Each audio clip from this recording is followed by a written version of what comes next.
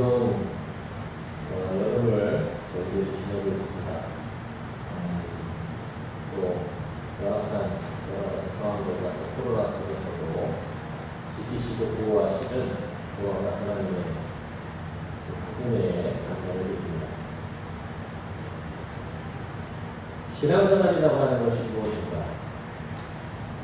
대부분 우리가 신앙생활이라고 얘기하면 교회에 나가 예배를 드리고 교회를 진행하는 여러 가지 활동들을 하며 말씀을 읽고 묵상하는 그와 같은 일들을 신앙생활이다 라고 일반적으로 얘기하긴 합니다. 근데 제가 이렇게 시간을 지나고 세월을 지나보니까 신앙생활이라고 하는 것은 어떤 특정 장소와 시간에서 진행되는 삶이 아니라 우리 크리스찬들의 삶, 그 삶 자체가 신앙생활이라는 것을 깨닫게 됩니다. 그래서 가정에서의 생활, 직장에서의 생활, 또 개인적인 생활, 모든 것이 다 내가 살아가는 모든 삶의 영역에서 하나님을 경험하고 하나님의 뜻을 받들어 살아가는 삶이 신앙생활이라고 정의할 수 있을 것 같습니다. 자, 건강관리와 신앙생활과는 과연 어떤 관계가 있을까? 저는 이제 오늘 그 말씀을, 그 주제를 가지고 함께 말씀을 나누기를 원합니다. 자, 건강관리 하면 그냥 개인적인 삶의 생활의 영역으로 우리가 치부하기 쉬운데, 근데 성경 말씀을 가만히 우리가 묵상해 보면 이 건강에 대한 부분을 하나님께서 특별히 우리들에게 지시해서 규정해서 말씀해 주시고 있는 것들을 발견하게 됩니다. 그래서 오늘은 크리스천의 삶, 건강관리와 신앙생활과 과연 어떤 관계에 있는가 라는 제목을 가지고 함께 말씀을 나누도록 하겠습니다.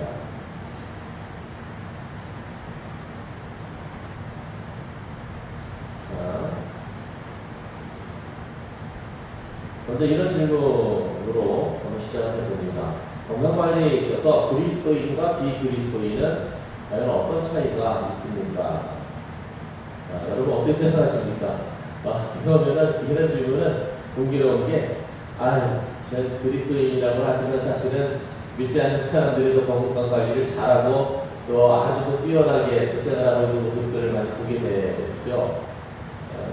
그렇다고 한다면 여기서도 뭔가 차별성이 있어야 될 것 같은데, 구별되는 점들이 있어야 될 것 같은데, 과연 그 차이라고 하는 것들을 우리가 어떻게 생각할 수 있을지, 여러분 주위 분들과 여러분 크리스찬으로서 여러분의 삶의 생활은 어떠십니까? 자, 크리스천에게 있어서 건강한 삶이라고 하는 것은 어떤 상태를 말해주는 것이냐? 그래서 말씀이 있습니다. 누가복음에 있는 말씀인데요. 예수님의 어린 시절에 대한 말씀입니다. 예수는 지혜와 키가 자라나며 하나님과 사람에게 더욱 사랑스러워 하시더라 라는 말씀이 있습니다. 자, 이 말씀을 통해서 우리가 깨달을 수 있는 것이 있지요. 그것은 크리스천에게 있어서 건강한 삶이라고 하는 것은 사실은 전인격적으로 나타나는 것이다. 모든 관계성 속에서 나타나는 것이고, 내가 살아가는 모든 삶의 영역에서 나타나는 것이다라고 하는 것을 이 말씀을 통해서 우리는 깨닫게 됩니다. 사실은 그냥 어린아이가 잘 태어났고 또 이렇게 참 축복받고 복되게 성장했구나 라고 볼 수도 있지만, 여기 보면 구체적인 말씀들이 언급되어 있죠. 그 자라는 과정에서 무엇이 자랐어요? 지혜가 자랐어요. 키도 자랐어요. 그리고 누구와 관계에는 하나님과의 관계, 또 사람과의 관계 속에서도 온전하고 사랑스러운 그런 모습이 여기는 나타나 있습니다. 그래서 크리스찬에게 있어서의 건강한 삶이다라고 하는 것은 어떤 상태를 말해주냐면, 하나님과 나와의 관계가 건강해야 되고, 또 나와 너와의 관계도 건강해야 되고, 뿐만 아니라 내 스스로가 내 몸을 바꾸고 다스리는 그러한 삶에 있어서의 관계도 건강해야 되고, 그뿐만 있는 것이 아니죠. 일터와의 관계, 내가 살아가는 직장생활에서의 삶도 어떻게 해요? 건강한 생활이 되어야 돼요. 그것이 건강한 삶이다라고 이렇게 이야기할 수 있다라고 하는 이야기죠. 이것이 점점점 어떻게 해요? 균형을 이루고 조화를 이루어가는 삶, 그것이 크리스찬에게 있어서는 건강한 삶이다라고 말할 수 있을 것 같습니다. 근데 오늘 특별히 여러분과 말씀을 나누고 싶은 것은 이 네 가지 관계 가운데서도 나와 내 몸과의 관계는 과연 어떠해야 되는가라는 부분에 대해서 말씀을 나누고자 합니다. 자, 먼저 아까 나눴던 네 가지의 것들을 한번 살펴보면 하나님과의 관계에 대한 것들은 뭐예요? 이 거듭남으로 시작해서 변화된 삶을 얘기하는 거죠. 태초에 어그러졌던 것도 뭐부터 어그러졌어요? 하나님의 관계가 깨짐으로 인해서 결국은 타락한 삶이 정의가 되는 게 아니겠습니까? 사실은 사람이 온전함을 회복하려고 한다면 다른 나와 너와의 관계, 일터의 생활, 여러 가지 것들이 있지만 사실은 가장 핵심이 무슨 관계가 회복이 되어야 돼요? 나와 하나님과의 관계가 회복이 돼야지 정상적인 삶이 가능하다라고 하는 얘기입니다. 이것이 하나의 원리이며 성경이 우리들에게 가르쳐주시는 원칙입니다. 그래서 우리가 무엇을 자꾸 얘기를 하는 거예요? 예수 믿으라고 얘기를 하는 거예요. 교회에 나가자고 얘기를 하는 거예요. 무엇 때문에? 그건 한 가지죠. 하나님과의 관계 회복을 도모하기 위한 것이다라고 하는 이야기입니다. 두 번째, 나와 너와의 관계가 있어요. 본래 이것은 갈등에서 시작이 됐죠. 아담과 하와도 엄청 싸웠을 겁니다. 서로가 틀어졌습니다. 무엇으로 인해서? 범죄함으로 인해서. 모든 사람들 사이에는 갈등이 존재해요. 같은 가족이라 할지라도 그 가족들 사이에서 삶들을 보면 참 많은 갈등들이 있는 것들을 보게 됩니다. 직장 생활에도 마찬가지죠. 요즘처럼 또 굉장히 어렵고 힘든 그와 같은 사회적 환경 속에서는 직장인들도 굉장히 스트레스를 많이 받거든요. 월급 크게 오르는 것도 아니고 자기의 일자리에 대한 그 보장이 안전한 것도 아니고 그리고 어디를 마음대로 갈 수 있는 것도 아니고 굉장히 스트레스 지수가 높아지고 있습니다. 그래서 갈등 현상들이 많이 나타나는데 이 갈등의 기본적인 원인은 다름에 대한 것들을 잘 이해하지 못해서 오는 거예요. 사람은 똑같지 않거든요. 근데 또 사람을 보면은요, 자기 중심적으로다가 생각하게 돼 있어요. 모든 판단과 기준이 자기 중심이에요. 또 원래 그렇게 돼 있어요, 보면은. 그래서 그런 데서 나타나는 현상이 결국 갈등으로 나타난다라고 하는 이야기죠. 해결할 수 있습니다, 이것은. 그래서 갈등에서 어떤 관계로 바뀌는 거예요? 나와 너의 관계가 사랑의 관계로 변화가 되는 거예요. 오죽하면 예수님께서 내 원수를 사랑하라 그랬었지 않습니까? 근데 요즘에는 원수가 어디 있대요? 내 집안에 있느니라. 적과의 중심이라고 하는 얘기를 많이 쓰기도 합니다. 자, 세 번째, 삶의 현장과의 관계 행복은 뭘 얘기해요? 이건 일터에 대한 이야기인데 일터가 어떻게 변화되어야 되느냐? 성경적인 기준과 가치를 실현해낼 수 있는 그 삶의 현장이 일터가 되어야 된다라고 하는 이야기죠. 그래서 제가 일터 사역을 하고 있는 겁니다. 그리고 네 번째로 내 몸과 나와 내 몸과의 관계. 이 관계는 내 몸도 누가 주신 거예요? 하나님께서 주신 거예요. 그렇기 때문에 나는 내 몸에 대해서 무엇이다? 청직이다라고 하는 자세가 필요합니다. 왜 건강을 관리해야 되는가? 또 하나님께서 우리의 건강 관리에 대해서 어떠한 계획들과 또 뜻을 가지고 계시는지 오늘 성경을 통해서 한번 살펴보기를 원합니다. 자, 그러면 건강을 관리해야 하는 이유는 무엇일까요? 여러분 어떻게 생각하십니까? 건강을 왜 해야 됩니까? 여기 이제 청소년들도 있는데 청소년들은 건강하잖아요. 근데 이 시간자를 빼먹는 것 같아요. 관리하지 않으면 결국 어느 순간에 무너지게 되더라고요. 자, 건강을 관리해야 하는 이유는 무엇입니까? 저도 이제 날마다 자기 성장, 자기 체크, 자기 관리를 해 나가고 있는데 거기에서 저는 그런 생각을 했어요. 내가 건강 관리를 왜 해야 할까? 첫 번째, 저는 나이 60, 70, 80이 돼도 현장 사역자로 일하고 싶어요. 그래서 저는 건강관리를 해야 되겠다라고 생각을 했습니다. 현장 사역으로 현장을 뛰면서 일하고 싶어요. 두 번째, 나는 왜 건강관리를 해야 되느냐? 입고 싶은 거, 먹고 싶은 거, 가고 싶은데 늙어서도 다 다니고 싶어요. 돌아가신 제 할머니가 그런 말씀하셨어요. 어디 가는 것도 다리에 힘 있을 때 가야 되는 거라고 그런 말씀을 종종 하시곤 했는데 재밌더라고요. 저도 이제 작년에 다이어트를 해서 체중을 조절하고 이제 몸매를 좀 이렇게 관리하다 보니까 옷 입는 게 즐거워졌어요. 숨 쉬는 것도 자유로워졌어요. 어디 보면 배라고 불편하고 숨도 좀 덜 쉬고 막 그랬었는데 전혀 그럴 필요가 없었고 보는 사람들도 되게 건강해 보이십니다 라고 이렇게 이야기하는 것들을 듣게 됩니다. 이게 두 번째 이유, 저의 욕구와 욕망에 대한 부분이죠. 세 번째, 왜 건강관리를 해야 되느냐? 더 늙어서 자식들에게 부담을 주고 싶지 않아요. 그래서 저는 건강하게 살다가 어느 순간 하나님께서 부르시는 그 순간에 후련히 가고 싶다라고 하는 생각을 했어요. 네. 여러분 지금 무병장수의 시대가 아니라 유병장수의 시대라고 얘기를 하죠. 근데 유병장수 하면은 어떻겠습니까? 오래 산다라고 하는 것이 의미가 없지 않겠습니까? 그래서 저는 그런 목표를 세워서 하나하나 관리를 해나가고 있습니다. 여러분 어떠십니까? 건강한 관리해야 하는 이유는 무엇입니까? 자, 먼저 오늘 말씀과 기준에서 살펴보면 건강하게 살아가는 것은 누구의 뜻이라고요? 여러분 하나님의 뜻입니다. 탈무드에 보면 그런 얘기가 있어요. 어느 라비가 정말 열심히 사역을 하다가 어느 날 죽어서 하늘나라에 갔대요. 그래서 하나님 제가 이 땅에서 사역을 하면서 사역한 얘기를 막 하는 거예요. 너무나 힘들고 고난스러웠고 고통스러웠지만 주님을 생각해서 제가 참 버티고 2년을 살았습니다. 그랬더니 하나님이 저저저 하면서 말씀하시더래요. 야 그거밖에 없냐? 뭐가 더 있어야 됩니까? 너는 내가 누리라고 준 것들에 대해서는 어떻게 했니? 라고 말씀을 하시더래요. 여러분 건강하게 살아가는 것이 하나님의 뜻이다라고 하는 것이 성경을 통해서 보면 분명하게 알 수 있죠. 오늘 잠언의 말씀도 그 말씀을 대표해 주고 있습니다. 내 아들아 나의 법을 잊어버리지 말고 네 마음으로 나의 명령을 지키라. 그리하면 그것이 내가 장수하여 많은 해를 누리게 하며 평강을 더하게 하리라. 여러분 우리가 예전에는 자기 건강을 해치면서도 공적을 이루신 분들에 대해서 굉장히 찬사를 보내곤 했습니다. 그만큼 어려운 시절이었으니까 그러한 분들의 그 공로와 공적을 폄하하고자 하는 것은 아니지만 결국은 그것을 이뤄내기 위해서 희생하는 것들이 많았다라고 하는 얘기죠. 희생할 수밖에 없는 또 환경이었었고 그러나 요즘은 그렇지 않습니다. 우리가 조금만 주의를 둘러보면 전인격적으로다가 골고루 성장하고 또 자기 갖고 가면서 살 수 있는 그런 환경 속에서 살아가는 시대가 되었어요. 자, 건강을 관리해야 하는 이유. 여러분, 우리의 생명은 하나님께서 주신 생명입니다.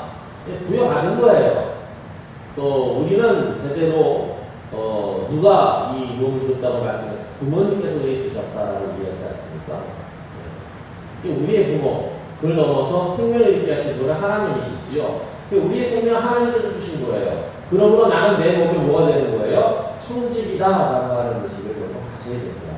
내 몸이 건강해야지 사실은 나도 즐거운 거고 내 가족들도 즐거운 거예요. 그런 내 몸이 건강해야지 사실은 이웃들에게도 유익을 끼치며 더불어 함께 복되게 살아갈 수 있는 것이다라고 하는 이야기입니다.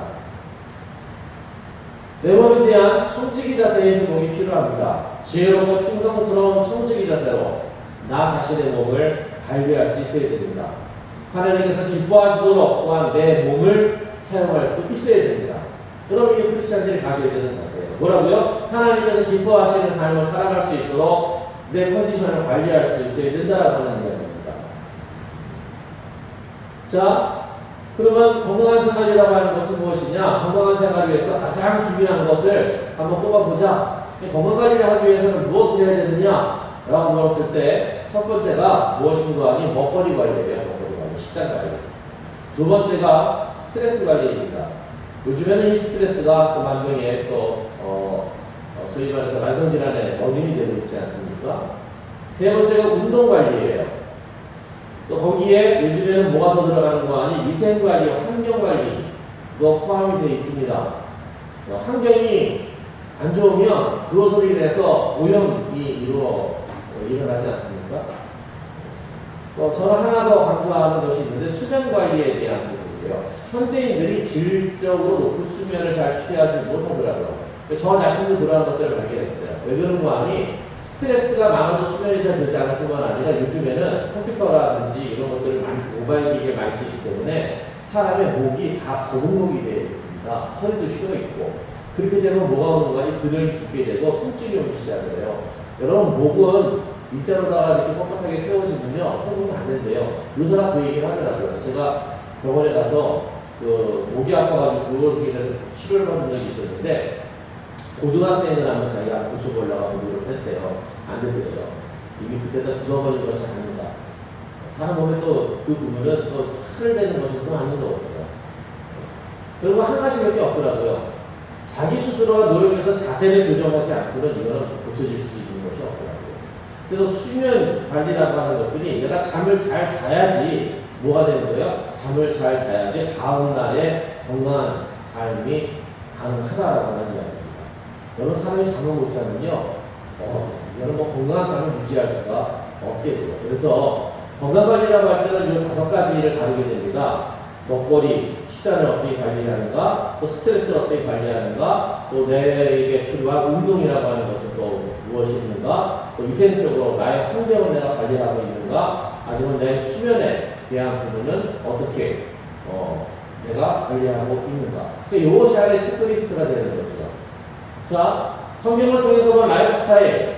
첫 번째, 먹거리 관리. 하나님께서는 이미 백성들에게 정결한 짐승과 부정한 짐승들에 대한 규정을 주셨어요. 성경을 통해서 보면 가장 분명하게 레위기를 통해서 나타나는 것들은 뭐냐면 위생에 대한 것들이 굉장히 강하게 나타나 있습니다. 만약에 위생에 대한 것들이 어려졌다고 한다면 출애굽한 백성들이 어느 한 순식간에 전염병으로 인해서 다 멸절될 수도 있었을 것 같아요. 그 가운데에는 뭐가 있어요? 먹거리에 대한 부분이 있고, 또 뭐가 있어요? 손 씻기에 대한 부분이 있고, 연결됐죠. 또 어떤 부분이 있어요? 지저분한 것들, 부정한 것들은 진 밖으로 따로 분리시키는 그러한 규정들이 있습니다. 그래서 먹거리를 보면 하나님께서 정결한 짐승과 부정한 짐승을 구별해 주셨다고 하는 것은 이 먹거리 관리에 대한 하나의 지침을 저희들에게 주신 것으로 볼 수가 있습니다. 스트레스, 이거는 안식일과, 여러분 안식일은 뭐예요? 쉬는 거잖아요. 노동을 하지 않는 거예요. 그러므로 인해서 무엇이 여러분 사람 스스로가 재충전과 재무장할 수 있는 시간과 기회를 얻게 되는 것입니다. 안식일과 율법에 대한 규례들, 그러면서 죄를 짓더라도 어떻게 하나님 앞에 나가서 속죄할 수 있는, 회개함으로 속죄할 수 있는 기회가 있잖아요. 여러분 죄를 달고 살아가게 되면요 사람이 견디지 못합니다. 스트레스 관리는 사실은 우리가 이 가운데서 살펴볼 수가 있어요. 세 번째, 운동관리. 이거는 말할 필요가 없을 것 같아요. 왜냐하면 이미 생활이 운동이면 노동이 한다 시대예요. 그 시대에는. 지금처럼 따로 운동할 필요가 없었어요. 네 번째, 위생관리. 정결례가 일상화되어 있는 유대인들을 보게 됩니다. 이스라엘인들을 보게 되죠. 공동체의 안과 밖을 구별해냈어요. 여러분 이것은 우리가 나치 치하에 있어서의 개토에서 생활했던 유대인들의 예를 통해서도 우리는 여러분 확실하게 알 수가 있지요. 전염병이 창궐해서 모든 사람들이 전염병으로 쓰러져 갈 때에 아동들에 대한 생존율이 가장 높았던 곳이 어디예요? 그게 개토 지역에 있는 어린이들이었대요. 왜? 그 부모가 유대인들이 자녀들에게 이 정결에 대한 이쪽으로 말하면 우리나라 손씻기죠. 철저하게 시행했기 때문이라고 그렇게 보도를 하고 있습니다. 자, 고대 이스라엘 민족의 평균 수명이 70세라고 하는 사실에 대해서 여러분 어떻게 생각하십니까? 다음 시편 90편에 있는 말씀을 근거로 저는 이 말씀을 드리고 싶습니다. 자, 모세의 시편이라고 이야기하는데 거기에 이렇게 되어 있어요. 우리의 연수가 70이요, 강건하면 80이라고. 다시 말해서 일반적으로 그 당시 이 시편을 기록했던 당시의 평균 수명이 70세라고 하는 것들을 알 수가 있습니다. 그러면 70세라고 하는 나이는 여러분 이게 적은 나이가 아니에요. 고대 민족에 살았던 다른 어떤 민족들보다도 장수하는 나이입니다. 근데 그것이 평균 나이였었고 강간하면 몇 살이었대요? 80세라고 이야기하고 있어요. 여러분 이게 보이실지는 모르겠어요. 그 표가 한국인의 평균 수명의 증가 추이를 얘기하고 있습니다. 이미 그 평균 수명이 80세를 넘어가고 있는 것들을 보게 돼요. 이미 지금은 몇 살을 얘기하고 있어요? 90세, 100세를 얘기하고 있고 이미 어떤 사람들은 120세의 수명을 얘기하고 있습니다. 인간의 평균 수명이 증가하고 있고 한국인도 마찬가지로 증가하고 있습니다. 반면에 또 요거는 뭐예요? 주요 사망 원인별, 사망 확률에 대한 부분인데 1위를 차지하는 것이 암이에요. 암. 그 다음에 심장질환과 뇌혈관 질환과 폐렴 증세가 있는데 공교롭게도 무엇이 심장질환은 떨어진 반면에 이 폐렴에 대한 폐질환의 수치가 굉장히 치솟아 오르는 그러한 추세가 있는 것들로 보게 됩니다. 한국인의 평균 수명도 지금 몇 위로 돼 있어요? 국가별로 봐서는 9위로 돼 있어요. 평균 수명이 82.8세, 남자가 한 80세, 여성이 한 85세, 6세 정도가 이미 돼 있어요. 네.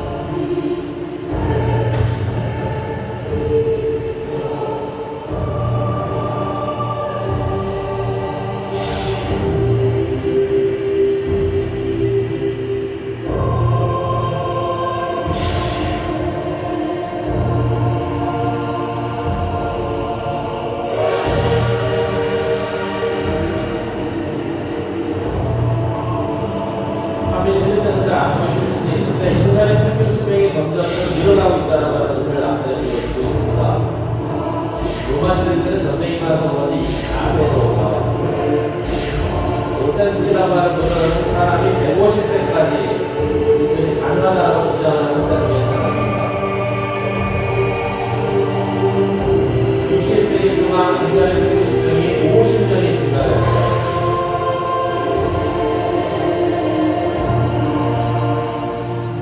그래서 150살까지 생존할 사람이 일본에서 생존하라고 있다고 얘기하고 있고, 이분은 반대주의입니다. 인간의 평균 수명이 감소할 수 있음을 나타내고 있어요. 그 대표적으로다가 암을, 질병을 꼽습니다. 그래서 이분은 오히려 인간 수명이 늘어나는 것이 아니라 인간 수명이 줄어들 것이다라고 얘기를 하고 있죠.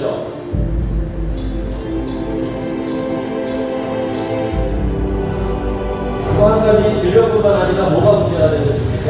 현대에 비만이 문제가 되고 있어요. 이미 세계적으로 비만은 인류가 가지고 있는 질병으로 규정이 된 상태입니다.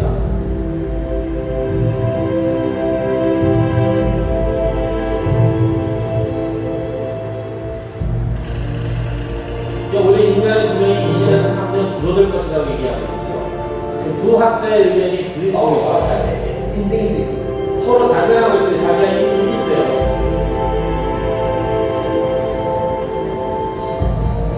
유철형인가 얼마나 대기를 걸었대요. 6천억 원을 넣은 세계의 대결. 과연 누가 승리할 것인가?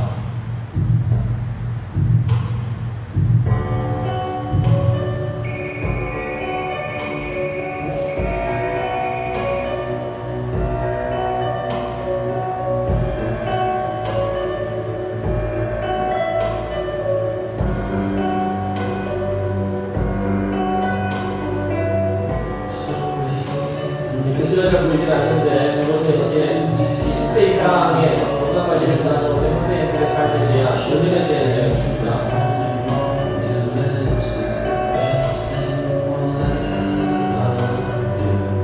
없는 존재처럼 살아가고 있는 그런 현실에 대한 그런 이야기를 해주고 있습니다.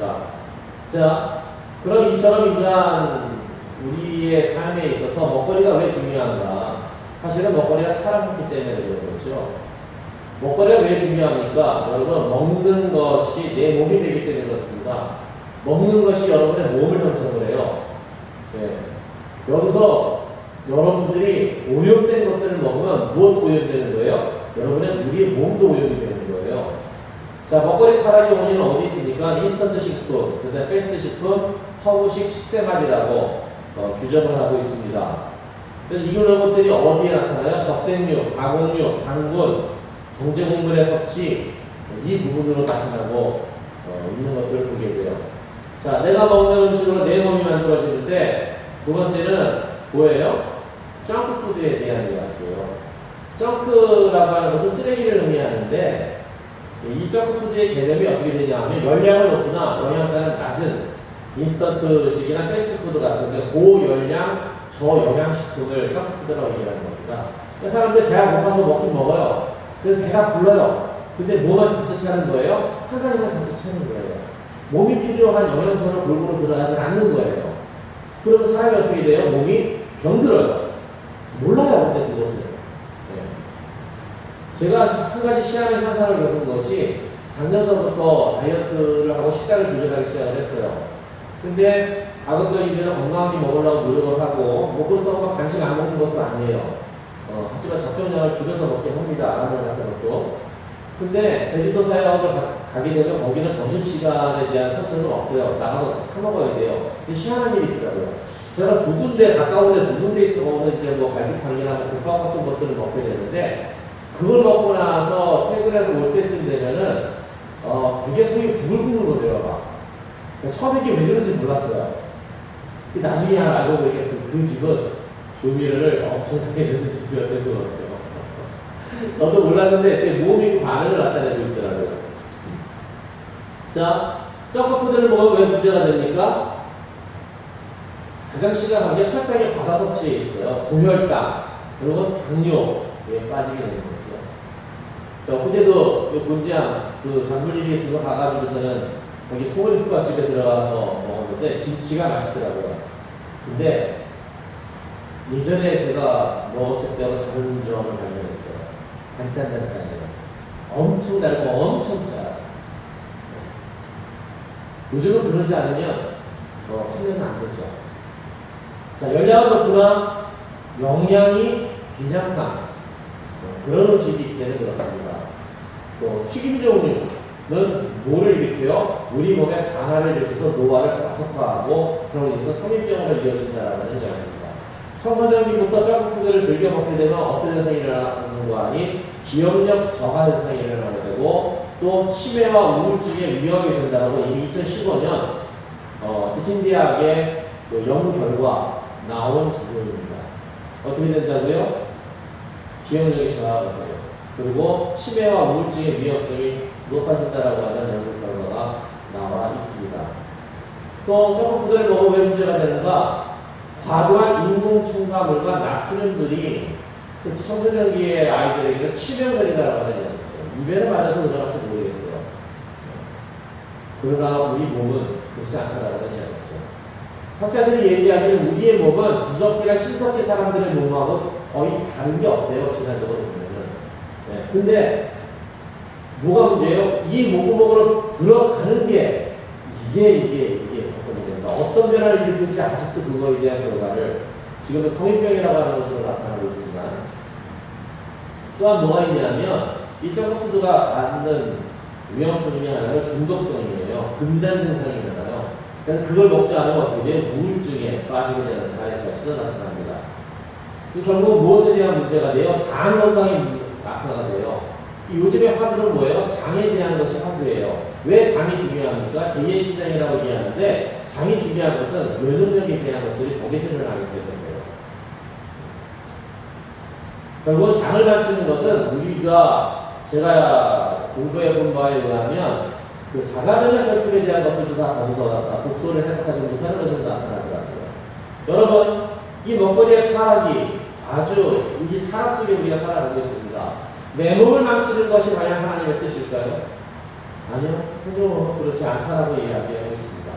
건강을 위해서 경계해야 할 흰색깔의 음식 5가지를 일반적으로 사람들이 꼽아놓고 있습니다. 무엇이 있을까요? 백미, 밀가루 종류, 흰색 밀가루, 또 하얀 설탕, 그리고 화학조미료, 정제된 소금, 우유도 여기 포함이 되어 있더라고요. 여러 가지 대표적인 불량식품으로 세계 보건기구가 꼽아놓은 것들을 보면 기름에 튀긴 음식들, 소금에 절인 것들, 그래서 강화한 것들, 또 가공류, 고기식품들, 과자류, 사이다, 콜라 같은 이라는 것들, 인스턴트 식품들, 통조림류, 설탕에 절인 과일 제품들, 냉동, 간식류 식품들, 또 숯불구이 식품들, 이와 같은 것들을 건강에 좋지 않은 불량식품으로 세계보건기구는 분류하고 있습니다. 여러분, 내가 먹는 음식으로 내 몸이 만들어진다는 사실을 우리들 기억을 해야 합니다. 또 문제가 되는 것이 있죠. 식품 첨가물이 문제예요. 예전에 한번 뭐죠? 하빈이가 좋아하는 육개장을 집에서 끓이면 토란대를 주로 나삭한 그 식감에 토란대를 집어넣는데 이걸 사러 마트에 갔더니 중국산도 있고 국산도 있는데 봉지에 담겨져 있더라고요. 밀봉이 돼서 가져왔어요. 가만히 보니까 그것도 이미 사람의 손대 흔적이 있는 가공식품이더라고요.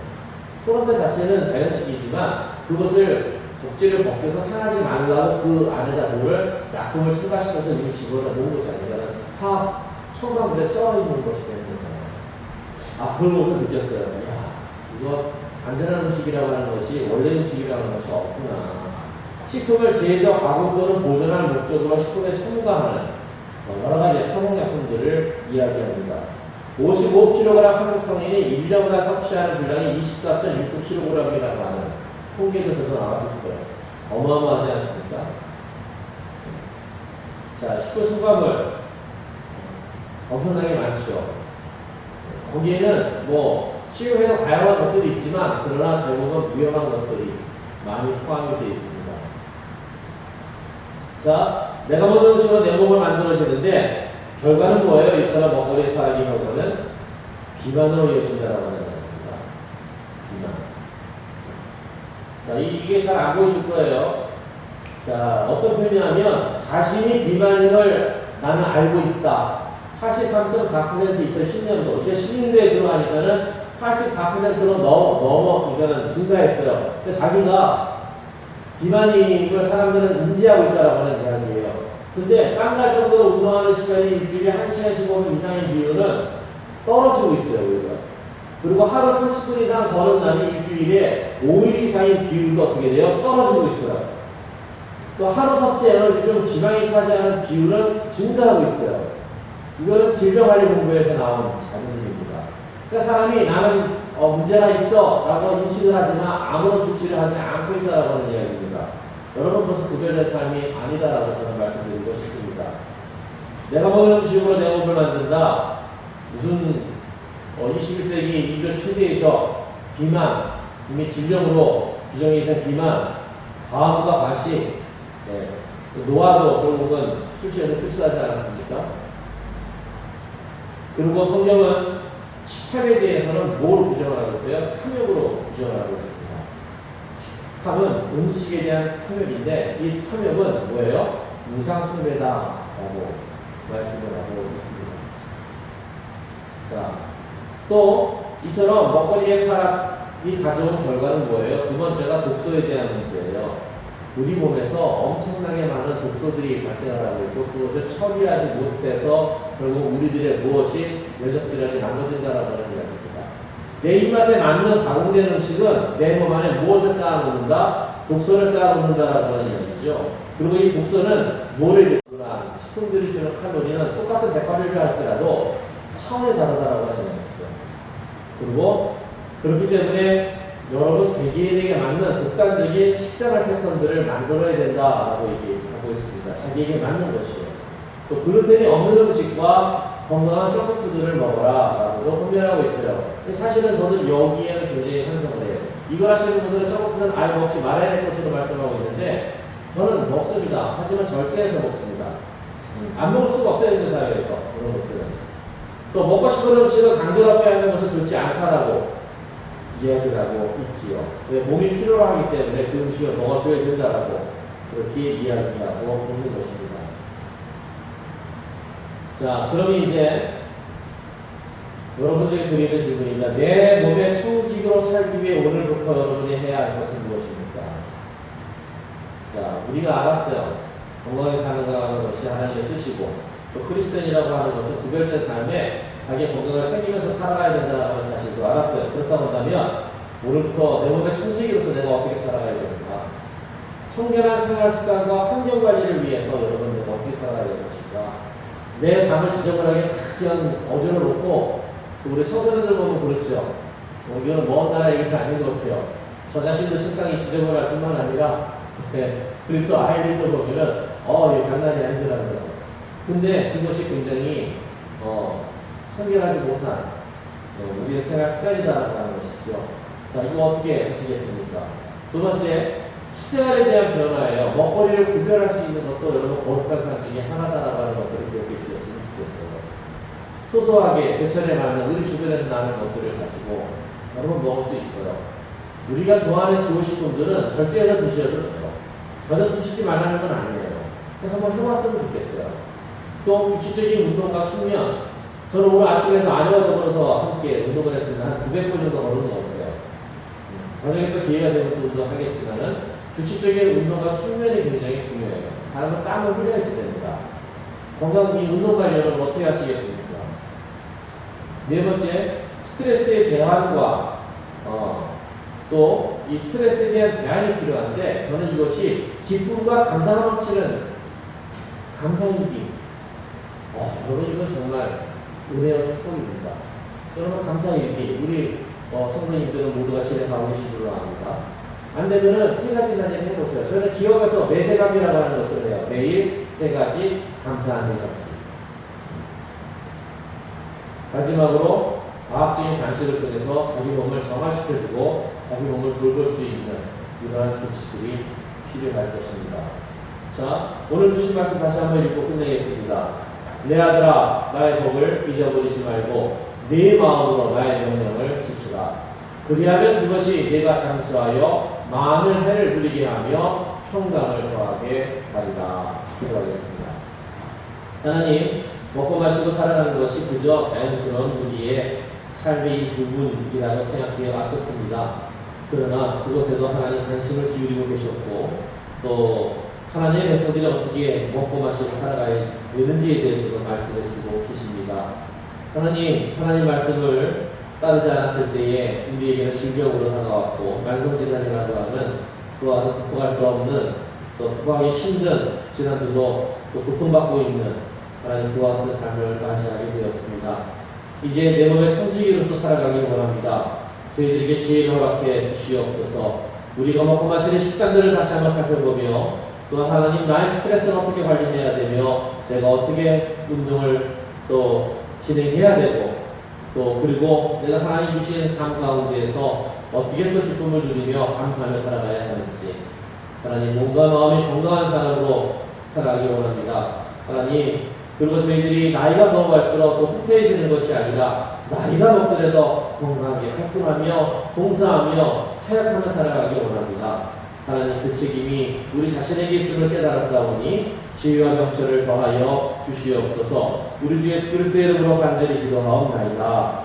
아멘.